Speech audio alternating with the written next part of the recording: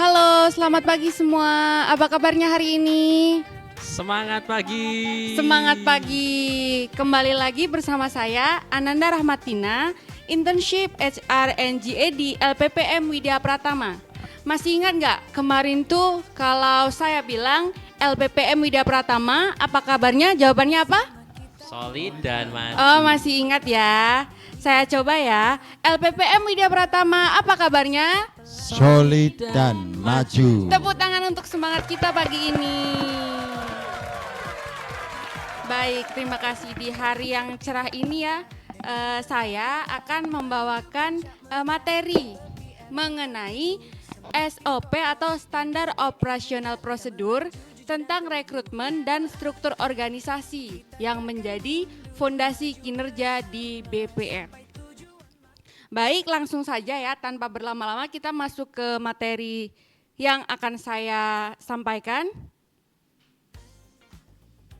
Nah, untuk yang pertama itu ada SOP, Standar Operasional Prosedur. Ada yang tahu nggak SOP itu apa?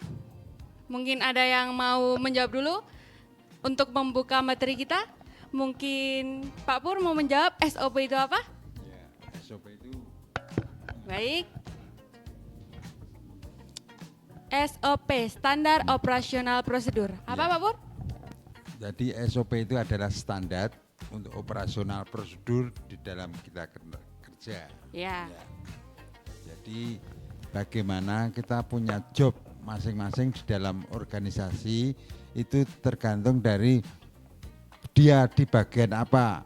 Ada HRD, ada keuangan, ada manajer. Ya, itulah namanya standar operasional prosedur di dalam kita kerja di perusahaan. Seperti itu. Ya, baik, terima kasih, tepuk tangan dong untuk Pak Pur. Benar sekali ya yang Pak Pur sampaikan tadi itu SOP tetapi di bidang masing-masing ya. Sedangkan yang ingin saya bahas pertama itu adalah SOP sendiri. SOP itu kan standar operasional prosedur. Itu tuh adalah peraturan tertulis yang memuat tata cara atau panduan kerja secara sistematis. Nah, di mana SOP itu penting buat suatu perusahaan untuk apa? Jadi kalau kita mau bekerja itu udah ada panduannya, udah ada tata caranya untuk bekerja. Jadi kita kalau masuk perusahaan nggak perlu bingung-bingung, ini tuh kerjanya apa, mulainya dari mana. Karena apa? Karena dari awal itu sudah ada SOP yang sudah ditentukan dari awal perusahaan itu didirikan atau dibangun sehingga bisa mencapai visi dan misi yang akan dicapai begitu. Nah, selanjutnya di bawah SOP itu ada HR, Human Resource atau sumber daya manusia. Nah, di mana SDM ini itu yaitu standar pengelolaan SDM dari masuk hingga keluar. Jadi kalau HR ini tuh sendiri kita ya sebagai staf HR itu mengelola SDM-nya. Dari karyawan itu masuk hingga keluar dalam sebuah perusahaan. Contohnya gimana? Nah, dari masuk ya. Contohnya kita tuh sebagai staf HR kan kita pastinya mencari sumber daya manusia atau mencari karyawan. Masuk artinya apa? Kita mencari kandidat. Bagaimana caranya? Kita menyebar lowongan, kita menentukan kandidat apa yang kita butuhkan. Setelah itu, setelah karyawan masuk, kita kan memberi offering letter ya untuk karyawan itu masuk. Setelah masuk kan pasti kita memastikan karyawan tersebut berkembang. Dengan apa? Dengan cara pelatihan atau mengajak dialog problem solving dan lain-lain sehingga karyawan itu mempunyai kinerja yang bagus untuk bekerja di perusahaan tersebut. Setelah itu keluar, kan kita tuh bekerja itu kadang memang ada masanya ya. Kadang juga kita betah di perusahaan tersebut sehingga tidak mau keluar, tapi mungkin kita mau keluar tuh mencari kesempatan lain. Sebagai HR kan kita pasti juga mengurus gitu ya secara administratif bagaimana karyawan itu keluar. Dengan cara apa? Mungkin kalau karyawan itu melakukan kesalahan, jadi kalau memang dengan berat hati di PHK, kita pasti akan mempersiapkan bagaimana tata cara dia keluar. Selain itu, kalau untuk dia mau resign, kita juga mengurus bagaimana surat pengunduran diri dia dari masa one month notice ya, 1 bulan sebelum dia keluar, seperti itu. Nah, di bawah sendiri itu ada kontrol. Jadi SOP sendiri itu bukan hanya peraturan, tapi alat kontrol. Alat kontrol untuk apa? Menjaga konsistensi dan kualitas. Jadi SOP itu sendiri itu berfungsi sebagai alat ukur kerja, sehingga kerja kita itu terukur dengan jelas gimana kita step by step mencapai target yang akan kita capai dari awal. Begitu. Selanjutnya untuk SOP HR sendiri atau standar operasional prosedur di sumber daya manusia. Yang pertama ada konsistensi proses. Nah, di mana proses kita itu sudah ditulis dengan jelas dari awal, konsisten, dilakukan secara terus-menerus. Jadi kita melakukannya tuh itu memang kita tidak bisa merubah, itu tuh sudah SOP yang harus kita taati begitu, agar kerja kita tuh berjalan dengan pas gitu loh di jalan kita sebagai staff HR. Nah, dengan konsistensi proses tersebut akan memunculkan yaitu mengurangi human error atau kesalahan. Kalau kita sudah bekerja sesuai dengan SOP yang ada, kesalahan itu pasti ada tapi kecil. Jangan kita tuh tidak boleh berlindung sebagai kesalahan itu manusiawi. Tapi kan memang tujuan dari SOP sendiri itu untuk mengurangi. Kesalahan itu pasti ada tapi kecil. Karena apa? Karena kita bekerja sudah sesuai dengan SOP. Kecuali kalau kita tidak mempedulikan adanya SOP ya, pasti kinerja kita tuh buruk, kinerja kita tidak pas dan tidak jelas. Begitu. Selanjutnya tujuan SOP yang ketiga ada efisiensi kerja. Artinya apa? Mempermudah kerja kita dengan lebih cepat.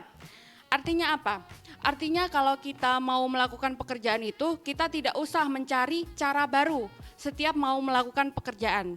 Contohnya apa? Kita mau merekrut orang ya, kita merekrut orang tuh nggak usah kita mencari, aduh gimana ya kemarin itu hari Senin tuh aku rekrut orang tuh caranya pertama sebar lowongan, terus screening CV, jadwalin tes, wawancara, offering letter. Nah terus hari Selasa, aduh gimana ya kemarin ya lupa cara aku ini buat cari karyawan baru tuh gimana caranya. Kalau kayak gitu kan buat kita buang-buang waktu, nggak efisien. Jadi dengan adanya SOP ini tuh diharapkan kerja kita tuh bisa cepat, bisa sesuai dengan apa yang sudah kita targetkan.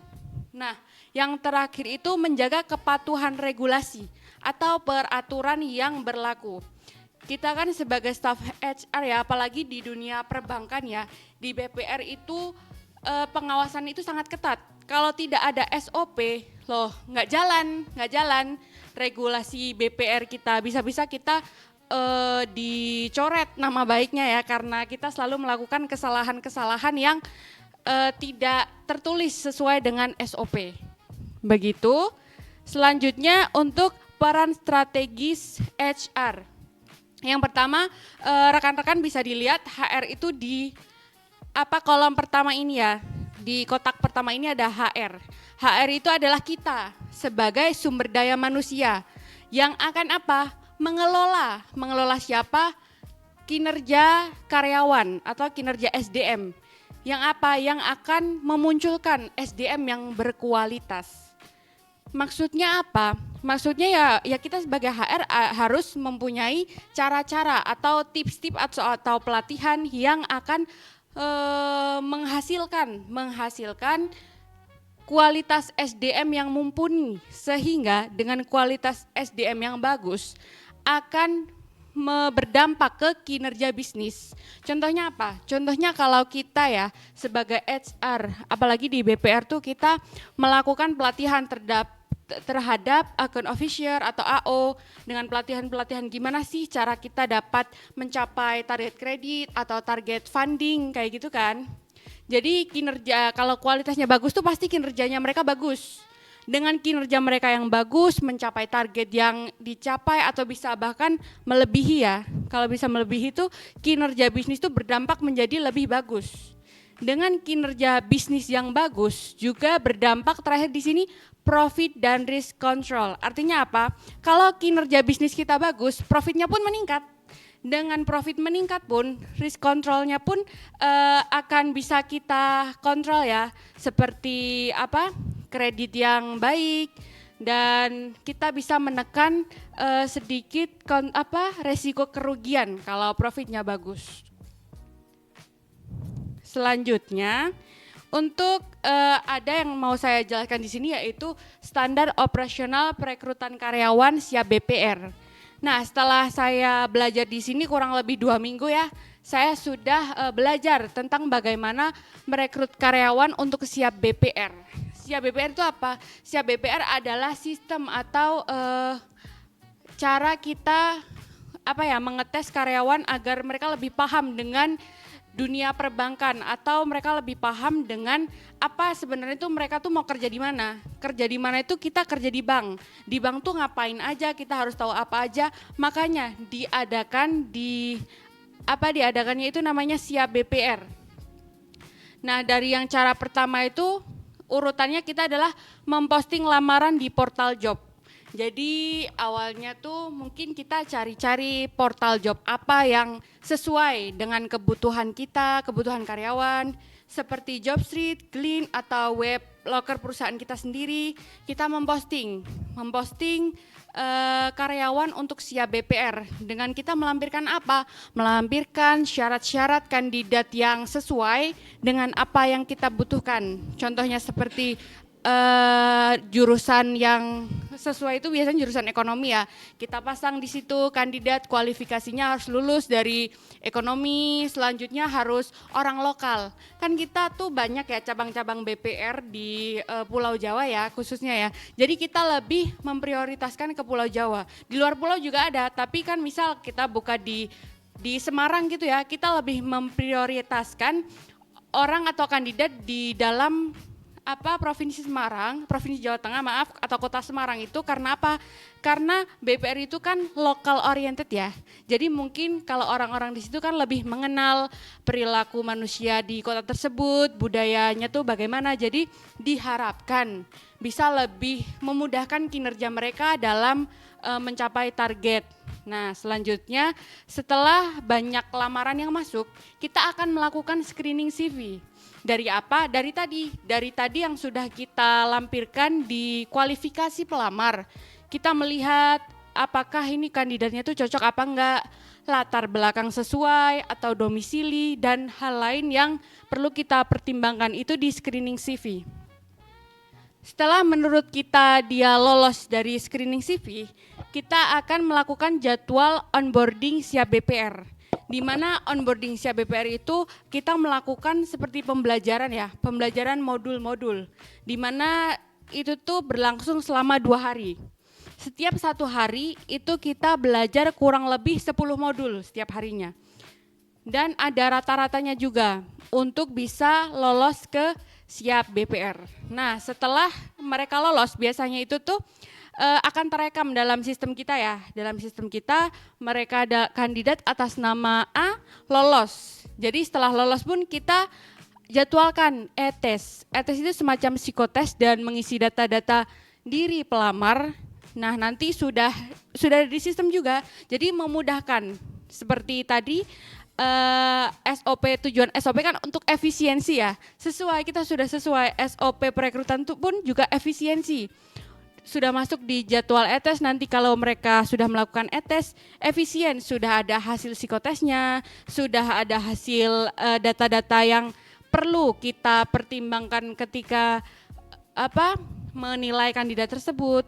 Setelah hasil e-tesnya keluar, ada dia tuh bisa disarankan atau belum disarankan. Ketika dia sudah disarankan, kita akan mendistribusikan kandidat tersebut ke BPR yang memerlukan atau BPR yang sesuai dengan domisili pelamar ke BPR cabang kita. Begitu.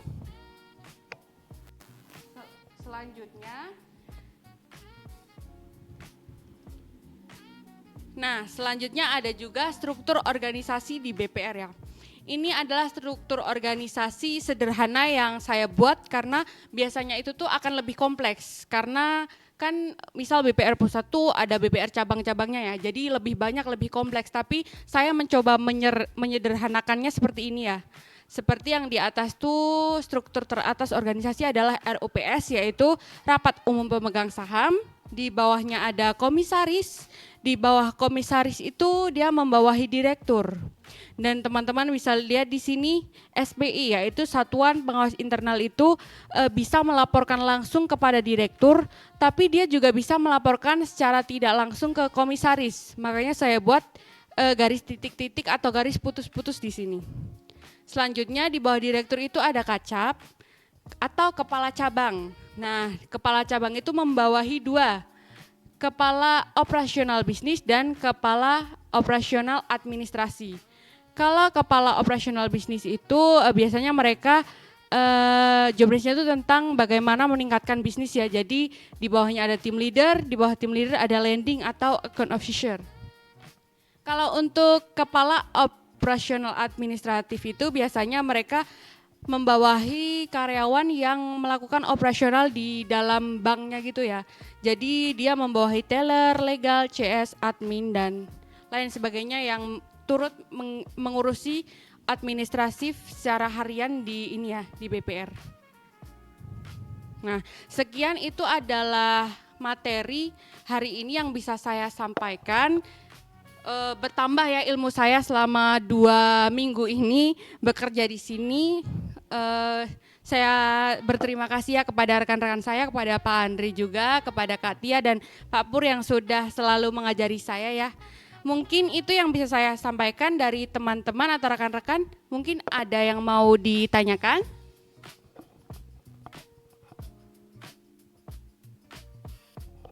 Adakah? Oh boleh Kak Tia, silakan. Oke, ya terima kasih ya Nanda sudah mempresentasikan terkait pengetahuan yang Nanda peroleh selama masa internship atau selama masa percobaan ya di LPPM Media Pratama. Dan minggu ini Nanda sudah lebih mendalami tentang SOP rekrutmen dan juga SO dari BPR ya. Nah, saya mau bertanya nih terkait experience Nanda sendiri sebagai staf HR. Tantangan apa sih yang Nanda rasakan ketika Nanda itu melakukan rekrutmen gitu? Mungkin bisa diceritakan, silakan. Dan bagaimana Nanda mengatasi kendala tersebut? Silakan Nanda. Baik, terima kasih Kak Tia atas pertanyaannya ya. Jadi lebih ke experience Nanda bagaimana menjalani rekrutmen gitu ya Kak ya. Nah, selama 2 minggu ini kan saya juga sudah belajar kan Kak bagaimana cara rekrutmen. Mungkin tantangannya tuh ke kandidat yang tiba-tiba tuh menghilang ya ketika sudah di-chat atau sudah di-chat dijadwalkan onboarding, dijadwalkan e-test tetapi menghilang. Jadi mungkin kendala kita ya kita harus mencari kandidat yang lebih banyak lagi. Karena kalau misal nih satu hari kita sudah targetkan 20 kandidat baru yang kita jadwalkan onboarding, tapi mungkin cuma 5 yang mengisi kan itu ya ampun. Tapi ya nggak apa-apa ya, memang namanya juga orang tuh mungkin kadang mereka melamar kerja pun tidak sesuai dengan apa yang mereka mau, tapi mungkin mereka mencoba kesempatan aja. Tapi ya coba aja, jadi nggak mereka tekuni gitu loh. Dan cara mengatasi ya kita harus mungkin lebih selektif lagi ya Kak ya dalam screening CV di awal gitu ya. Kalau misal kita tuh sudah screening CV mereka sudah melakukan onboarding, besar kemungkinan mereka tuh bakal melakukan e-test. Tapi beda kalau mereka memang sudah tidak melakukan onboarding, mereka juga pasti tidak melakukan e-test gitu kan. Jadi mungkin kita lebih selektif lagi dengan misal melihat juga lebih dalam gimana tuh pengalaman mereka. Kalau mungkin mereka tidak mencatat di CV, kita bisa lihat oh dia tuh sebenarnya tertarik di bidang apa gitu kan. Sehingga kita tuh mengurangi kemungkinan ya untuk mereka tuh tidak lebih berkontribusi lagi dalam perekrutan kita. Begitu Kak. Apakah sudah cukup terjawab Kak Tia? Sudah, terima kasih ya Nanda ya, sukses. Baik, terima kasih Kak Tia. Ada lagi rekan-rekan yang mau bertanya? Itu kalau mungkin lebih detail lagi itu proses SOP-nya itu bagaimana, misalnya siap BPR itu buka apa sehingga terus nanti bagaimana eksekusinya, kalau misalnya lulus yang seperti apa, terus yang tidak lulus itu seperti apa. Kalau lulus berarti lanjut ke e-test. Nah, e-test yang yang kita terima, yang maksudnya yang kita bisa eksekusi itu yang bagaimana? Apakah yang isiannya itu selesai tuntas atau yang hanya separuh? Nah itu mungkin perlu didetailkan di situ sih. Nah itu mungkin saran aja ya, sehingga dibenahi SOP-nya mungkin yang ini ya lebih dalam lagi gitu sebelum lanjut ke tahap wawancara, maksudnya gitu ya. Kira-kira gitu Nanda. Ini dijawab atau masukan dari Pak Andre? Masukan aja. Oh iya, masukan berarti net ya Pak ya. Berarti nanti mungkin dalam ini ya Pak ya, berarti di dalam SOP perekrutan tuh mungkin lebih dalam lagi dalam ini ya, dalam bagaimana tuh setelah onboarding siap BPR tuh kandidat bagaimana yang perlu ya. kita persiapkan untuk ETS. Kemudian mungkin kalau lebih detail screening itu bagaimana? Screening gitu itu ya. bagaimana? Apakah disesuaikan dengan kualifikasi lowongan kerja kita Iya. atau terserah kita, yang penting cocok mukanya ganteng atau cantik gitu ya. Nah mungkin Good lebih looking ya Pak ya, mungkin. lebih dalam di situ. Terus kemudian onboarding siap BPR itu yang dikatakan lulus sama yang tidak yang bagaimana. Kalau ternyata error atau bagaimana, nah itu kan ada SOP-nya.